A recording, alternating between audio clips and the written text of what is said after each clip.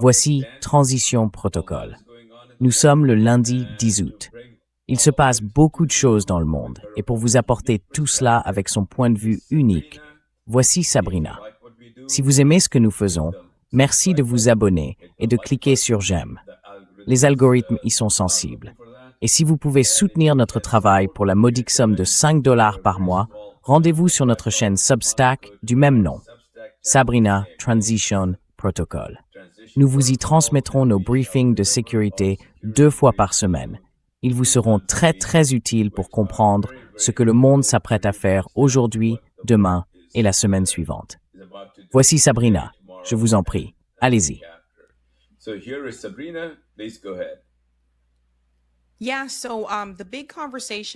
Oui, donc la grande discussion en ce moment à Washington, c'est que Donald Trump connaît, bien sûr, quelques moments de panique. Des bruits ont couru selon lesquels il se serait montré très en colère contre Pete Hegseth et d'autres généraux, parce qu'ils lui font clairement comprendre que les États-Unis n'ont pas ce vaste stock d'armes qu'ils avaient autrefois. Il y a donc eu des tensions à Washington au sein de la Maison-Blanche. Des rumeurs disent que Donald Trump pourrait se retirer de la guerre contre l'Iran sans obtenir d'accord sur le nucléaire. Voilà où nous en sommes aujourd'hui.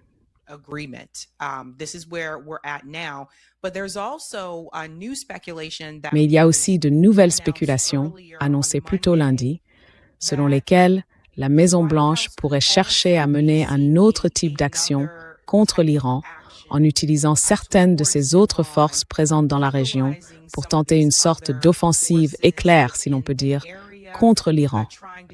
Mais ils ont déjà, je suppose, laissé entendre cela, et ils sont déjà prêts, d'après ce qui a été annoncé jusqu'à présent.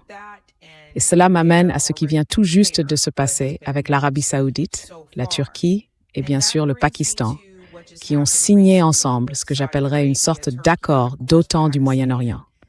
Ils ont signé ce pacte de défense, selon lequel ils vont essentiellement se protéger les uns les autres, et je suppose protéger aussi leurs intérêts respectifs.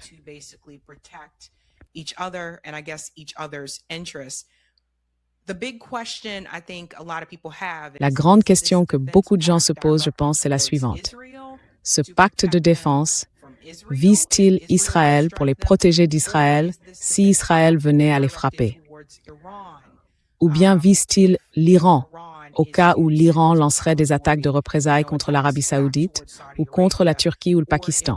Cela dit, je ne crois pas que le Pakistan ou la Turquie pensent que l'Iran va les attaquer. Mais il semble que ce pacte de défense qu'ils viennent de signer, ait été conclu à un moment où l'Arabie saoudite, l'Iran, le Hezbollah et le Yémen échangent des frappes.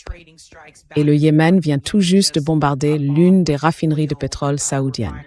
Il y a donc beaucoup de troubles et de tensions dans la région.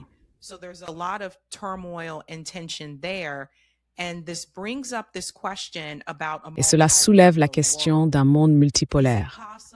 Est-il possible que l'Arabie saoudite, la Turquie et le Pakistan commencent à se préoccuper de ce qui sert au mieux les intérêts de leur pays et qui doivent se tourner vers autre chose, parce que les États-Unis ne seront peut-être pas en mesure de les protéger, quelles que soient les promesses que Donald Trump leur a faites. Ces récentes attaques contre les raffineries de pétrole saoudiennes, les attaques de représailles de l'Iran, et puis bien sûr, Ansar Allah. Il se passe beaucoup de choses au Moyen-Orient en ce moment. Et peut-être qu'ils commencent simplement à comprendre qu'ils doivent mettre quelque chose en place pour se protéger eux-mêmes, parce que le gouvernement américain ne le fera peut-être pas à leur place.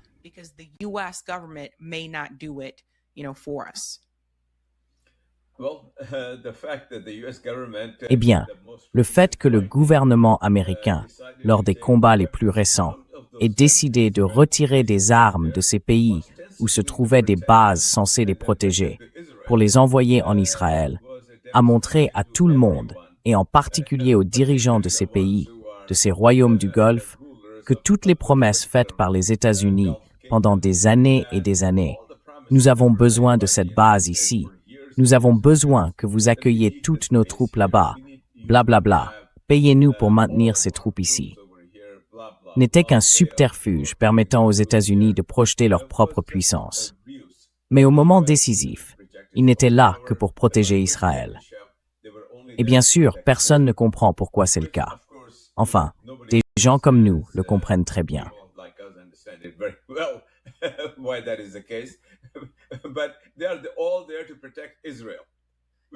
Mais ils sont tous là pour protéger Israël, qui attaque tout le monde. C'est exact. Et l'accord le plus récent, d'après ce que j'ai appris de mes sources, vise en réalité à se protéger, à protéger tous ces pays, qui sont eux-mêmes des pays assez puissants, contre toute velléité d'Israël de les attaquer. Si cette question s'est même posée, c'est parce qu'Israël, avec ce gouvernement de droite extraordinairement corrompu, a laissé entendre que, pour s'étendre jusqu'au Grand Israël, il lui faudrait des terres de la Turquie, du Pakistan et de l'Égypte. Eh bien, essayez donc de prendre des terres au Pakistan avec ses missiles nucléaires capables d'atteindre le cœur d'Israël en quelques secondes. Bonne chance.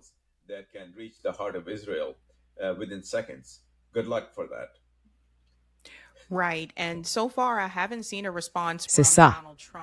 Et jusqu'ici, je n'ai vu aucune réaction de Donald Trump à propos de ce pacte de défense. Il semble s'en prendre aux autres par frustration à cause de la guerre en Iran, parce qu'il n'y obtient pas vraiment de résultats, évidemment. Mais sur ce sujet, il semble très silencieux. On assiste clairement à un changement. Si l'on remonte à il y a quelques années, l'Arabie saoudite avait été invitée à rejoindre les BRICS. Et je crois que c'est une option qu'elle continue d'envisager, mais elle avait été invitée à rejoindre les BRICS, donc elle semblait déjà, il y a des années, peser ses autres options, en regardant simplement ce qui servait le mieux ses intérêts, et maintenant il y a ce pacte de défense. C'est donc intéressant. Et je me demande où tout cela va nous mener à partir de maintenant. Parce que comme on le sait, le Pakistan a joué un rôle important, plutôt comme médiateur, dans ce protocole d'accord entre l'Iran et les États-Unis. C'est avec le Pakistan que J.D. Vance et le reste de l'administration Trump communiquaient en essayant d'obtenir de l'Iran les conditions qu'il voulait. Et maintenant, le Pakistan a signé ce pacte de défense avec l'Arabie saoudite et la Turquie. J'imagine qu'à la Maison-Blanche, cela crée encore plus de tensions pour l'administration Trump. Parce que maintenant, on a l'impression que, je dois le dire, mais la réalité, c'est que lorsque les États-Unis et Israël ont décidé de frapper l'Iran, cela a conduit à la situation dans laquelle nous nous trouvons aujourd'hui.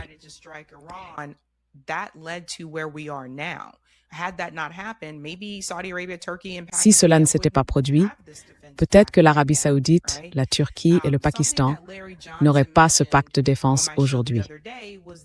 Exactement. Larry Johnson a évoqué quelque chose dans mon émission l'autre jour. Ce qui est intéressant, c'est que l'accord a été signé à la Mecque. Est-ce donc un signal visant à protéger les pays musulmans? Quel est le message envoyé? Et bien sûr, je suis quasiment certain que Benjamin Netanyahou n'est pas satisfait de l'accord qu'ils ont signé. Je me demande aussi si l'Égypte, ou peut-être la Jordanie, pourrait être convaincue de signer quelque chose de ce genre. Je n'en suis pas vraiment sûre. La dernière chose que j'ai entendue de la Jordanie, c'est qu'ils disaient vouloir que les États-Unis quittent la Jordanie à cause de ces frappes de Znatro.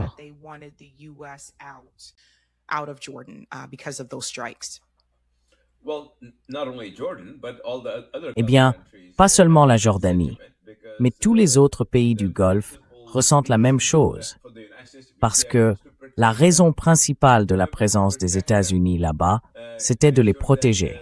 Souvenez-vous, les protéger. Veillez à ce qu'ils ne soient pas frappés, à ce que des missiles ne commencent pas à pleuvoir sur eux. Mais quand les choses se sont corsées et que des missiles ont commencé à pleuvoir sur eux, les États-Unis n'étaient absolument pas aux côtés de ces pays. Ils essayaient de retirer les équipements de défense de ces pays pour les envoyer en Israël, ce qu'ils ont fait. Il faudrait donc être irrémédiablement stupide pour ne pas l'avoir vu. Et ces pays ne sont pas stupides.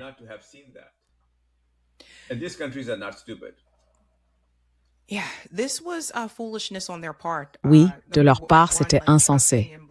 D'abord, faire confiance aux États-Unis et croire qu'ils veilleraient sur eux. Ce n'est pas comme ça que ça marche. Les États-Unis vont toujours défendre les intérêts qui, selon eux, servent le gouvernement américain, la classe des grandes entreprises et bien sûr, le complexe militaro-industriel. Et ça n'inclut pas la Jordanie ou l'Arabie saoudite à ce stade. Ils essayent surtout de s'assurer que leur grande base militaire au Moyen-Orient, Israël, car c'est ainsi que je considère Israël, reste en place. Pour moi, c'est simplement une base militaire américaine.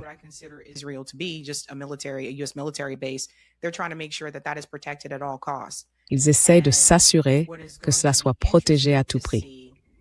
Et ce qui va être intéressant à voir, c'est que dès maintenant, Benjamin Netanyahou dit déjà qu'ils n'ont pas besoin de l'accord des États-Unis pour frapper l'Iran. On s'attend donc à d'autres frappes israéliennes contre l'Iran, probablement à un moment cette année. Et ce sera intéressant parce qu'ils doivent utiliser l'espace aérien de l'Arabie saoudite pour le faire, n'est-ce pas? Alors je me demande, où ce pacte de défense entrerait-il en jeu si Israël décidait de frapper à nouveau l'Iran?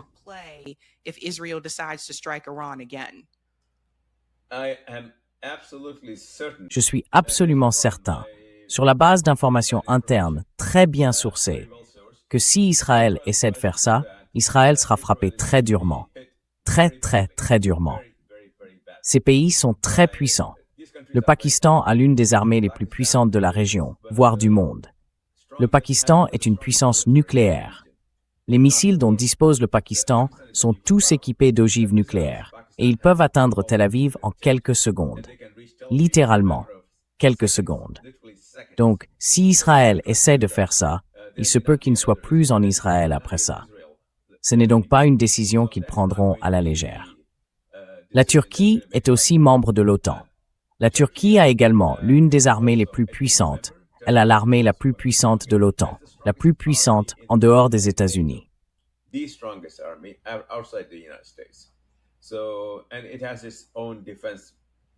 il dispose de sa propre industrie de défense. Il a créé les drones prédateurs les plus puissants au monde. Il est en train de développer un avion de chasse militaire de 5e génération. Donc ce n'est pas Gaza. Ces pays ne sont pas Gaza.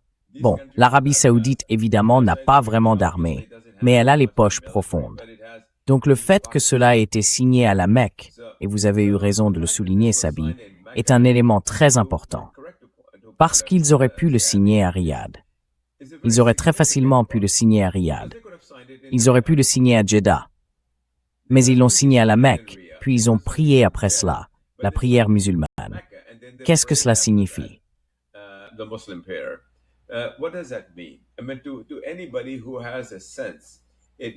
Enfin, pour quiconque a un peu de bon sens, cela signifie qu'il s'agit d'un pacte islamique et que d'autres pays vont le rejoindre.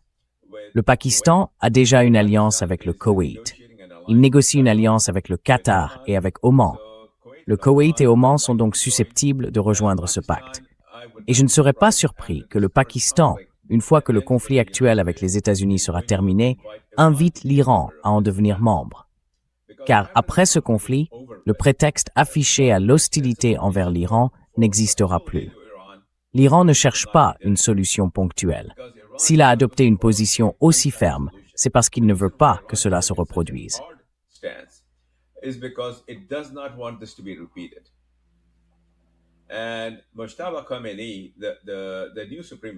Et Mustafa Khamenei, le nouveau guide suprême, d'après nos informations recueillies sur place, s'est remis des nombreuses blessures qu'il a reçues lorsque son père, sa femme et d'autres membres de sa famille ont été tués lors d'un raid des États-Unis et d'Israël.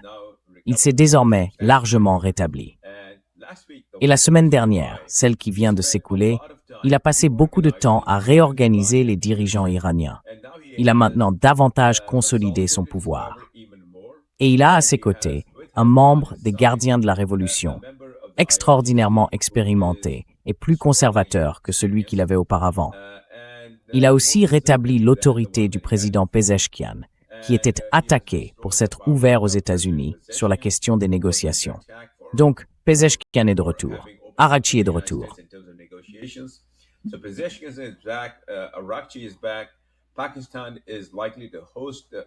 Le Pakistan devrait accueillir une importante délégation iranienne. Et d'après les informations que j'ai vues, des informations internes, pas publiques, le président du Parlement, le très puissant Ghalibaf, dirigera la délégation. Il sera à Islamabad dans environ 2 ou 3 jours. Officiellement, aux yeux du monde, il vient assister aux célébrations de l'indépendance du Pakistan.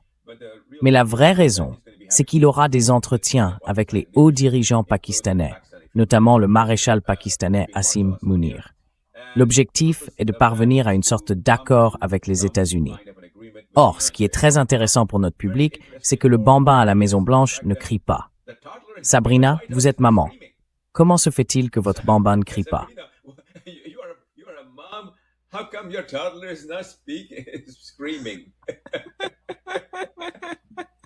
It's really interesting. C'est vraiment intéressant. Tout récemment, Donald Trump a donné, plusieurs conférences de presse dans le bureau ovale et il ne ressemble pas à lui-même. Il a vraiment mauvaise mine. Alors je ne sais pas si c'est, vous savez, un déclin cognitif qui provoque ça ou d'autres problèmes de santé auxquels il est confronté, mais à ce stade, il ne ressemble pas à lui-même et ne parle pas comme lui-même. Mais il est devenu encore plus imprévisible. C'est ce qui se dit sur le terrain. Il ne veut tout simplement écouter personne, que ce soit Pete Hegseth. Bien sûr, on le savait déjà pour les généraux, mais à ce stade, ce qui se dit sur le terrain, c'est qu'on ne peut pas le raisonner. Et c'est très dangereux. On parle de quelqu'un qui a accès au code nucléaire. Donc c'est dangereux d'avoir quelqu'un aux commandes en ce moment, avec tout ce qui se passe dans le monde.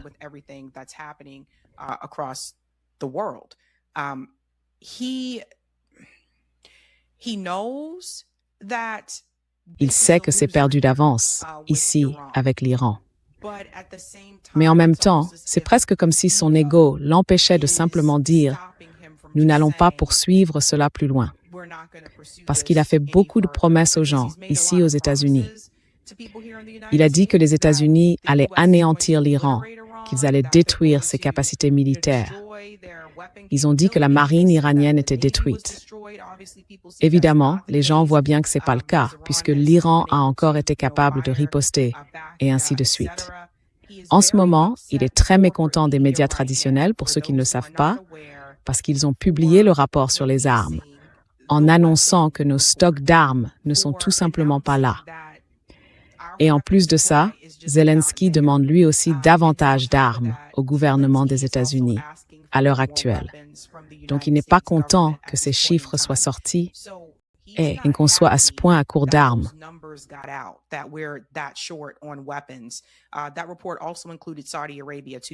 Ce rapport incluait aussi l'Arabie saoudite d'ailleurs. Eux aussi manquent cruellement d'armes. Donc en ce moment, il dirige une grande partie de sa colère contre les médias. Il dit que ce ne sont tous que des fake news, évidemment, sauf Fox News, a-t-il précisé, et qu'il ne faut écouter rien de ce qu'ils disent. Mais tout part dans tous les sens.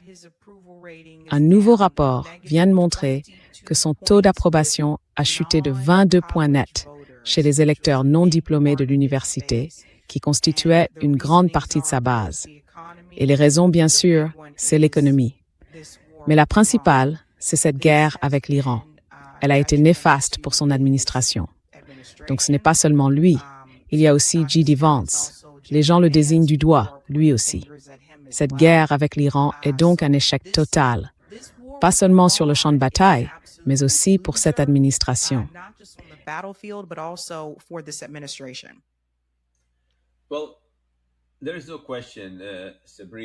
Eh bien, il ne fait aucun doute, Sabrina, que la guerre va bientôt prendre fin.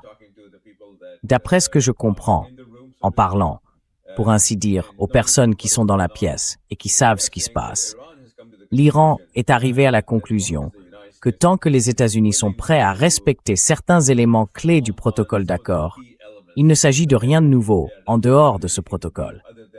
Le même protocole d'accord qu'ils ont signé avec Trump il y a quelque temps. Et les éléments clés sont les suivants.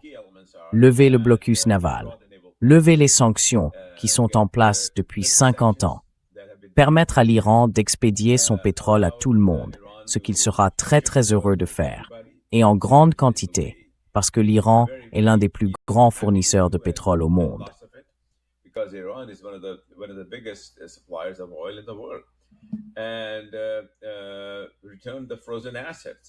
Et restituer les avoirs gelés. Ce sont les exigences clés, les exigences essentielles.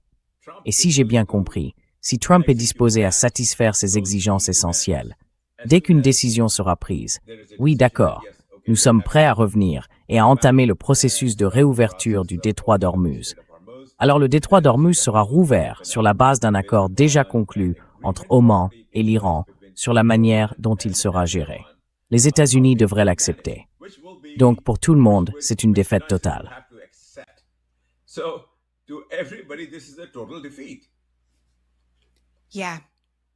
Oui, et à ce stade, c'est embarrassant. L'Iran a aussi annoncé lundi matin qu'il était prêt à maintenir le détroit d'Ormuz fermé jusqu'à la fin du mandat présidentiel de Donald Trump.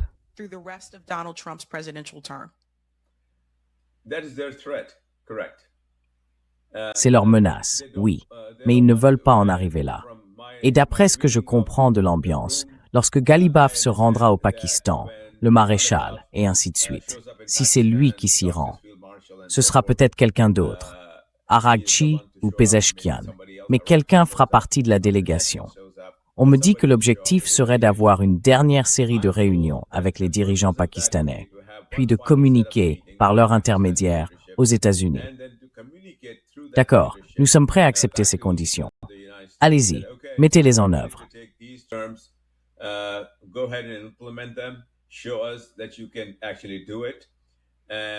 Montrez-nous que vous pouvez réellement le faire. Et si vous le faites, alors le détroit d'Ormuz s'ouvrira lui aussi, et le transit reprendra. C'est ce que je comprends. Je veux dire, bien sûr, ce que vous dites est tout à fait vrai. Et ils en sont capables. Et je pense que Trump commence à comprendre que cela pourrait effectivement arriver s'il continue d'être l'imbécile qu'il a été. Mais son comportement montre qu'il a vu la lumière, qu'il a trouvé la foi, et que, d'une manière ou d'une autre, il va trouver un accord. Et bien sûr, il rejettera toute la faute sur Dieu sait qui, sur quelques radicaux, quelque part.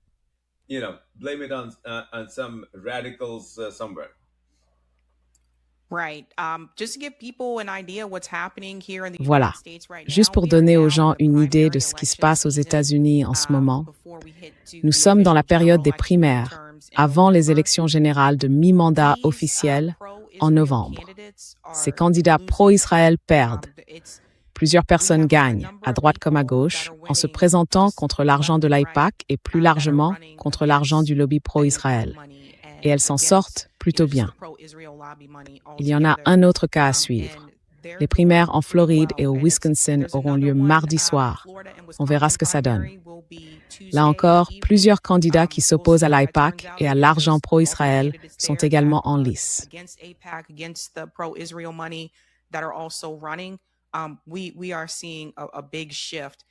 On assiste à un grand changement sur ce point. Si cela continue comme maintenant, Donald Trump risque de perdre le contrôle du Parti républicain à la Chambre des représentants et ici aussi au Sénat. Le Sénat sera un peu plus difficile à faire basculer, mais la Chambre semble clairement en passe de repasser aux mains du Parti démocrate. Encore une fois, comme je l'ai dit, le message qui trouve un écho auprès de nombreux électeurs ici, c'est que notre argent est dépensé à l'étranger pour la guerre. Nous donnons de l'argent à Israël au lieu d'utiliser cet argent ici. C'est en réalité un message très efficace sur lequel des gens font campagne en ce moment. Donc, juste pour vous le dire, la majorité des Américains n'approuvent pas cette guerre contre l'Iran.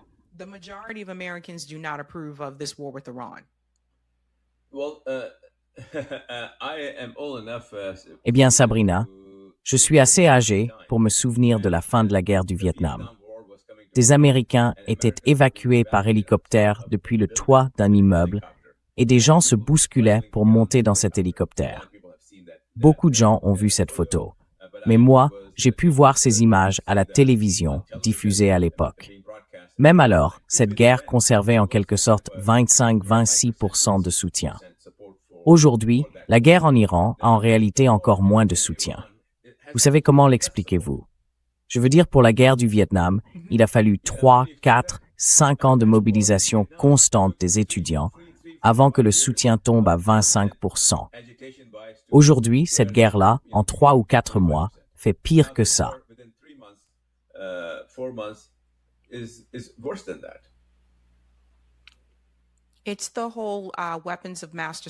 C'est tout le récit autour des armes de destruction massive venues de la guerre en Irak qui continue de mettre beaucoup d'Américains très en colère.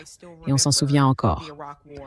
Moi, je me souviens encore de la guerre en Irak et du récit sur les armes de destruction massive. C'était la raison pour laquelle il fallait faire la guerre à l'Irak.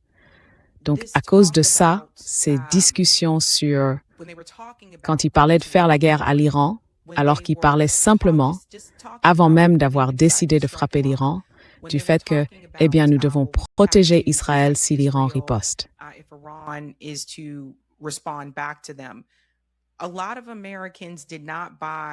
Beaucoup d'Américains n'ont pas adhéré à la rhétorique de Donald Trump quand il a dit que l'Iran allait fabriquer une arme nucléaire.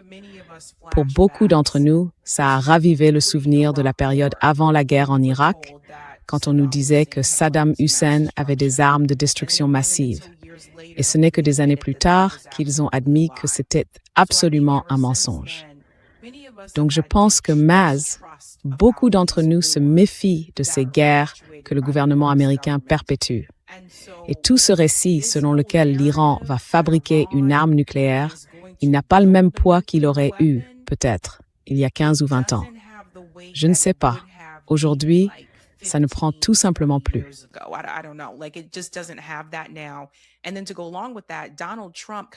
Et pour couronner le tout, Donald Trump se dévoile un peu, parce qu'il a désormais dit qu'il était prêt à travailler avec l'Arabie saoudite pour l'aider à enrichir de l'uranium. Alors les gens regardent autour d'eux et disent « Je croyais que vous aviez dit que personne d'autre ne pouvait faire ça. » C'est incohérent de partout.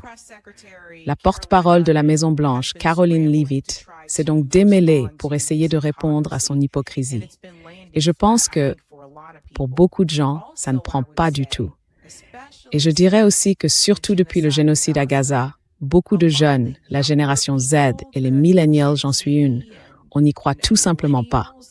On ne croit pas à une grande partie de la rhétorique qu'on voit dans les médias traditionnels.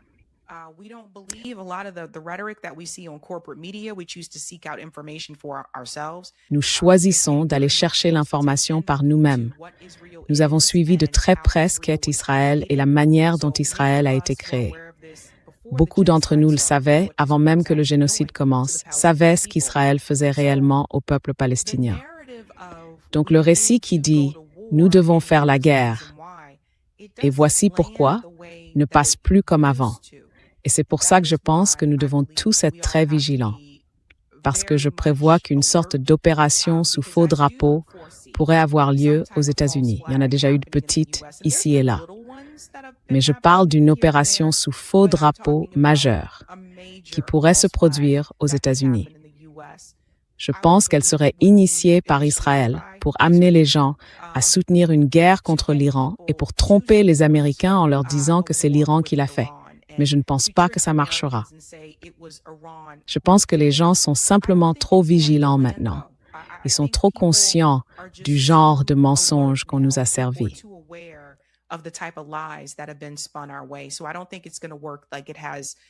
Donc je ne pense pas que ça va fonctionner, mais ça a fonctionné avant, vous savez, avec ce genre de choses. Je ne sais pas si vous avez vu ça, mais Tucker Carlson s'est plongé très profondément dans le sujet, et d'autres aussi. De plus en plus d'Américains remettent ouvertement et fortement en question ce qui s'est passé le 11 septembre. Alors qu'avant, si vous osiez remettre ça en question dans certains milieux, vous étiez mis à l'écart. Mais aujourd'hui, les gens en parlent plus ouvertement. Ils veulent savoir. Ils se disent « Hey, je ne pense pas non plus qu'on nous ait dit la vérité là-dessus. » Donc c'est une bonne chose. Évidemment, le mauvais côté, c'est qu'ils vont vous traiter de complotiste. Vous savez comment ça se passe. Mais je ne pense pas que ce soit une théorie du complot. Quand de plus en plus de gens continuent de poser la même question, est-ce qu'on nous dit la vérité? et qu'on a un gouvernement qui continue de mentir.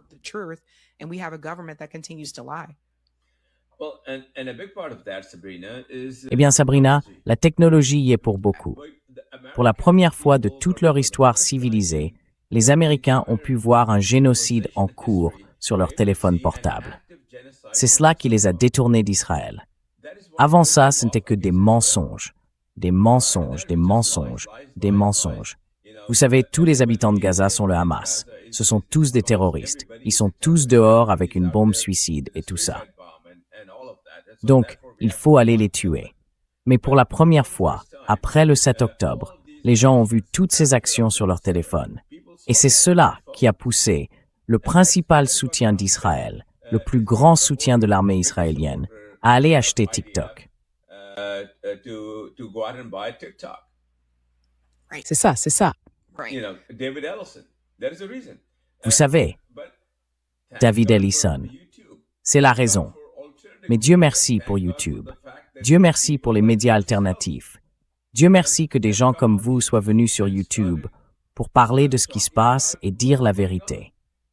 C'est d'ailleurs pour ça que j'ai commencé à faire ça, même si j'ai un travail à côté qui m'occupe énormément. Mais j'ai décidé de le faire parce que je crois en cette mission. Et Dieu merci, vous savez, nous avons reçu une réponse extraordinairement positive en moins de 6 semaines. 6 millions de personnes, issues de notre audience mondiale, partout dans le monde, nous regardent et nous disent que nous faisons un travail utile. Et nous continuons à faire un travail utile.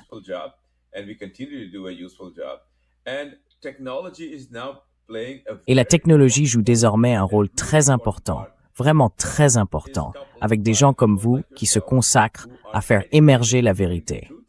Les gens vous croient davantage qu'ils ne croient. Vous savez, Caroline Leavitt et Dieu sait qui d'autre ils ont là-bas, à débiter des mensonges en permanence. Des mensonges en permanence. Et les gens ne croient pas non plus les médias traditionnels parce que nous avons la possibilité de dire ce qui se passe réellement sur le terrain et de le faire connaître à tout le monde grâce à nos médias indépendants. C'est donc un service très utile et c'est quelque chose qui me fait très plaisir. Je suis très honoré, heureux et privilégié d'avoir des gens comme vous pour soutenir la mission que nous avons.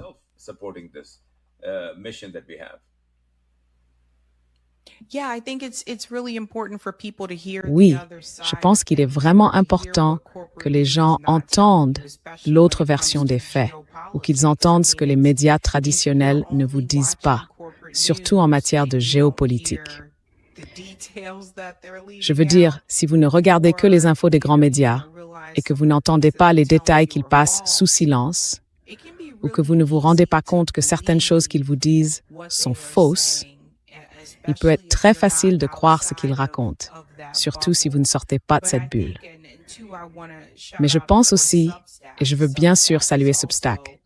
Substack a également aidé beaucoup de gens à comprendre la vérité. Beaucoup de personnes y écrivent, des gens comme Chris Hedge, Glenn Greenwald y écrit aussi.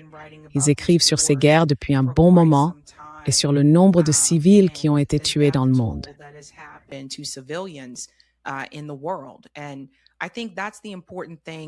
je pense que c'est aussi l'essentiel que nous devons reconnaître. Quelle que soit l'issue, Trump va évidemment présenter les choses d'une manière qui donne l'impression que les États-Unis sont les vainqueurs, n'est-ce pas? Mais nous ne pouvons pas oublier que le gouvernement américain a tué des jeunes filles dans une école en Iran. Nous ne pouvons pas oublier que c'est arrivé. Et ce n'est que l'un des cas dont nous avons connaissance. Max Blumenthal était sur place récemment. Il a publié quelques vidéos montrant qu'il bombardait des immeubles résidentiels et que des enfants y ont été tués. C'était simplement des immeubles résidentiels, pas les gardiens de la Révolution. Donc si nous n'avions pas eu ces journalistes sur le terrain comme Max, comme Patrick Henningsen, je crois que Dimitri y était aussi.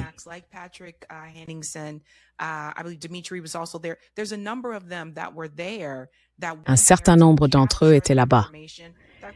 Ils y sont allés pour recueillir des informations que les médias traditionnels ne vous montrent pas. Et ils sont sur place, d'ailleurs.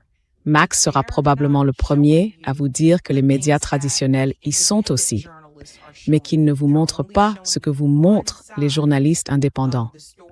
Ils ne vous montrent un seul côté de l'histoire.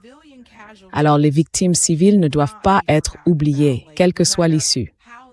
Si Trump arrive demain et annonce « c'est tout », on se retire de là-bas. On retire les navires, on retire les troupes qui sont en mer, parce que certaines sont encore en mer, et que cette affaire avec l'Iran est ce qu'elle est, et qu'on va simplement passer à autre chose. Nous ne pouvons pas oublier que le gouvernement américain a tué des enfants. C'est quelque chose dont je veux que les gens se souviennent toujours.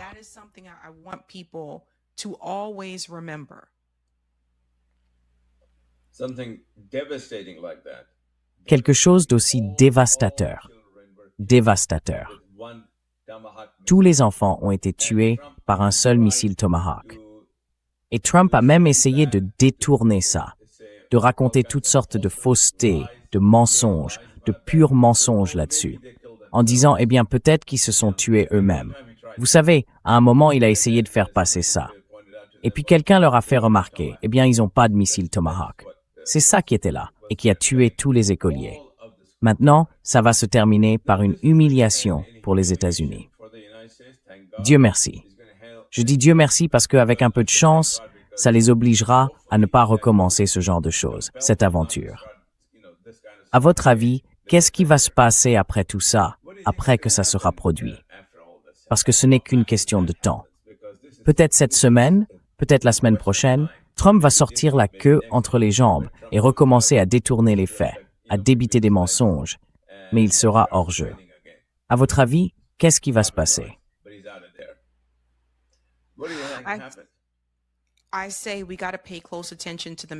Je dis qu'il faut suivre de très près les élections de mi-mandat. Je ne serais pas surpris s'il y avait une sorte de magouille à ce moment-là.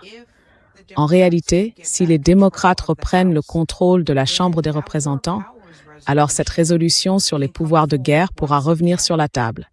Et peut-être que cette fois, elle passera au Sénat s'il reconquiert ses sièges sénatoriaux. C'est vraiment important. Donald Trump en a peur. Il sait aussi qu'il pourrait y avoir une possibilité d'engager une procédure de destitution. Mais les dirigeants démocrates à la Chambre, Hakeem Jeffries et bien sûr, je pense aussi Chuck Schumer, ont dit que ce n'était pas leur priorité numéro un.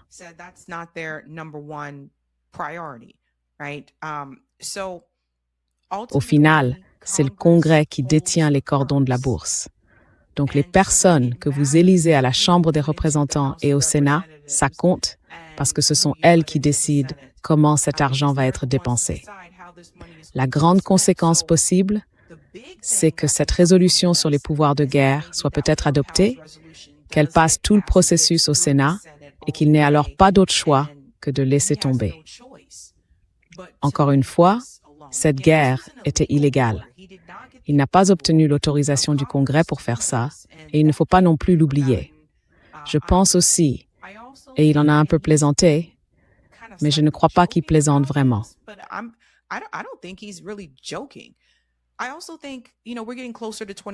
Je pense aussi qu'on se rapproche de 2028, et je ne suis pas sûre que Donald Trump quittera volontairement la Maison-Blanche.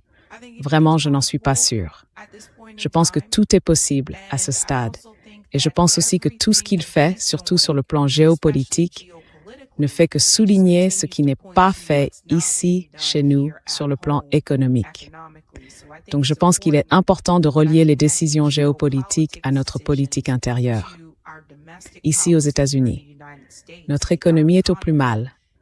Le rapport sur l'emploi qui vient d'être publié n'est pas bon pour Donald Trump. On parle d'une perte nette de 26 000 emplois. Donc, en ce moment, la situation est vraiment mauvaise pour les Américains.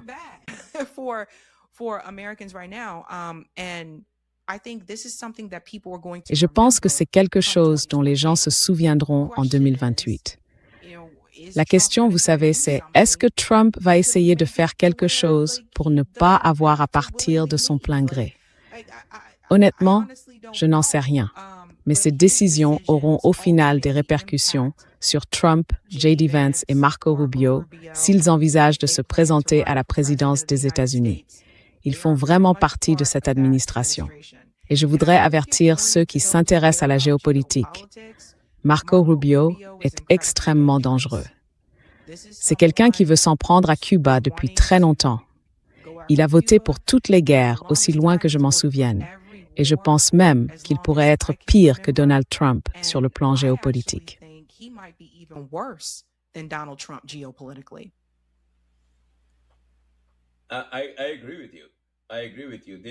Je suis d'accord avec vous.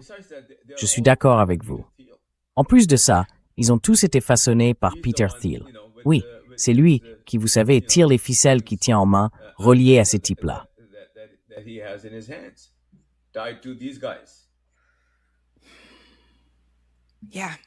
oui, une grande partie remonte à lui, à Peter Thiel.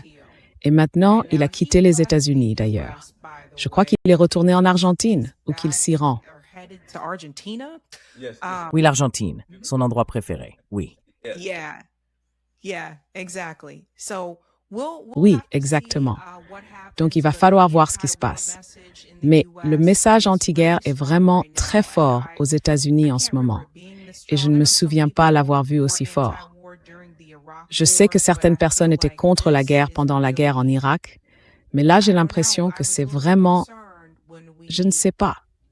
J'étais un peu inquiète quand le gouvernement américain a frappé l'Iran, parce que je me suis dit, est-ce que les Américains vont comprendre ça comme ils comprennent Gaza et la Cisjordanie? Ou est-ce qu'ils vont tomber dans, vous savez, la propagande sur l'Iran, la propagande anti-Iran? En fait, j'ai été surprise par le nombre de personnes qui ne sont pas tombées dans le piège. Donc, je pense que c'est fini, tout simplement. Je pense qu'on est à une époque où, si vous êtes aux États-Unis et que vous poussez ce genre de rhétorique néoconservatrice, guerrière, à base de « allez, on les fait exploser », je ne pense pas que ça passe comme avant.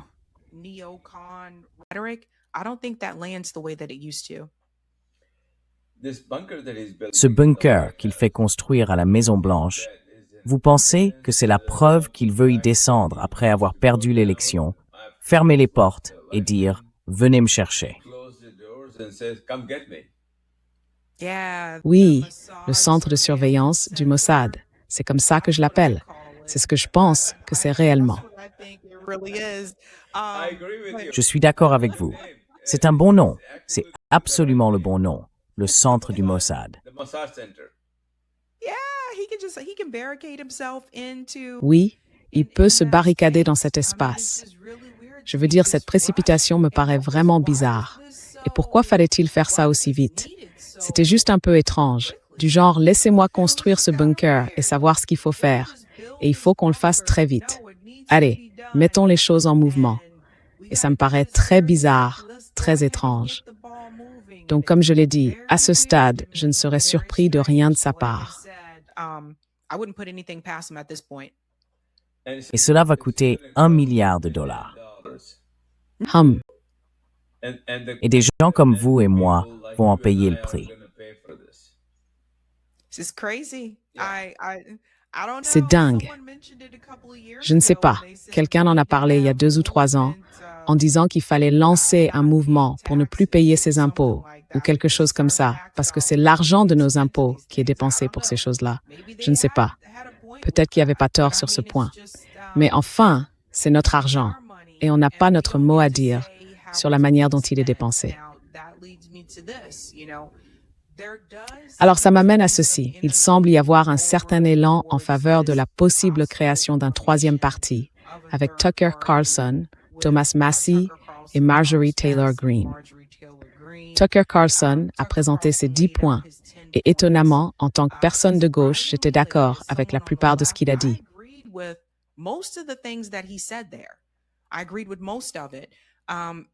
J'étais d'accord avec la majeure partie. Et franchement, s'il y a quelqu'un qui essaie de lancer un 3e parti, s'il y a des gens qui ont une chance de réussir réellement, c'est probablement ce groupe-là. Parce qu'ils ont les relations, ils sont connus, et franchement, ils ont la tribune nécessaire pour en faire quelque chose et pour que ça se concrétise vraiment. Donc, je suis curieux de voir ce qui va se passer. Est-ce qu'ils vont essayer de présenter, par exemple, une liste de candidats indépendants? Et peut-être que certaines personnes qui ont voté pour Donald Trump, mais qui ne sont pas satisfaites de lui, pourraient se tourner vers Tucker Carlson et Thomas Massie. Qui sait? Tucker Carlson and Thomas Massie. Who knows? Tucker est un type très intelligent, très très fin politiquement. Et je ne serais pas du tout surpris qu'il prenne une part des électeurs démocrates comme républicains, exactement pour la même raison. Il capte un sentiment que malheureusement, la direction du Parti démocrate ne semble pas capter. Sabrina, pourquoi à votre avis?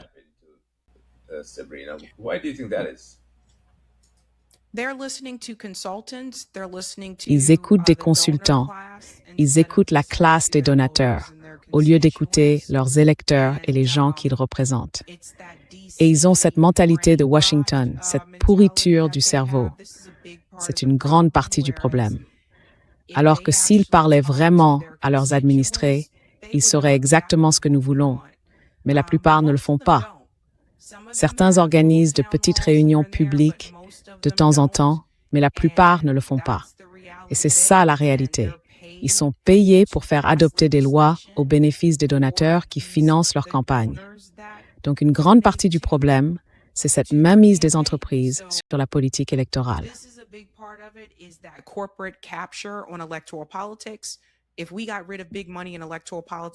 Si on éliminait l'influence des gros financements dans la politique électorale, ce pays serait dirigé très différemment. Et je pense que ceux qui sont au pouvoir le savent. Ils savent que les choses seraient très différentes. Je pense aussi que les gens attendent quelqu'un ou un groupe qui dise simplement « Non, ça va pas.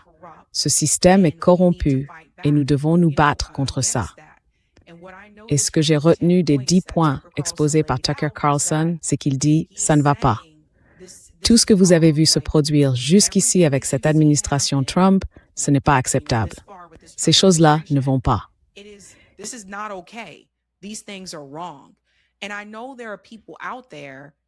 je sais qu'il y a des gens qui ont soutenu Donald Trump et qui ressentent la même chose que lui, que Tucker Carlson.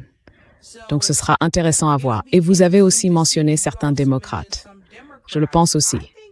Certaines personnes voient ça d'un mauvais œil, mais je peux sincèrement imaginer que certaines personnes, peut-être certains de ces indépendants qui ont voté pour Biden en 2020, puis se sont retournés et ont voté pour Trump en 2024, pour des raisons économiques ou à cause du génocide, peu importe lequel des deux.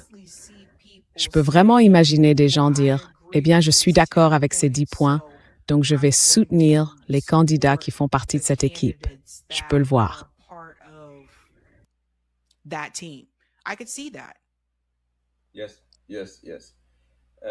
Oui, très intéressant, Sabrina. Vous avez relié la dynamique géopolitique à la dynamique intérieure. C'était une discussion très, très instructive, qui, je l'espère, aidera notre audience internationale à comprendre ce qui se passe dans ce pays et comment cela se rattache à ce qui se passe dans le monde. Alors merci Sabrina, j'apprécie toujours de vous écouter, j'ai hâte de vous revoir la semaine prochaine et à notre audience internationale. N'hésitez pas à cliquer sur j'aime et à vous abonner si vous appréciez ce que nous faisons. Rendez-vous sur notre chaîne Substack, devenez membre payant. $5 par mois vous donne droit à 2 briefings de sécurité directement dans votre boîte mail. Merci de votre soutien. Sabrina, le dernier mot est à vous. Oui, merci beaucoup de m'avoir invité. Et si vous aimez ce que je fais, vous pouvez me retrouver sur YouTube, sur Savvy Saps. Vous avez ring Tavi Seeper sur Savvy Naps. Vous pouvez aussi peut-être être pour Substack. Oui. Vous pouvez la retrouver sur Substack. Vous pouvez aussi nous retrouver sur Substack. Nous faisons ça pour vous. Nous ne le faisons pour personne d'autre. Nous ne sommes payés ni par les médias traditionnels, ni par qui que ce soit, ni par des entreprises, ni par des tiers, pas du tout. Tout cela est soutenu par nous et par vous. Merci beaucoup et nous nous retrouverons bientôt. Au revoir. And we shall see you again. Bye bye.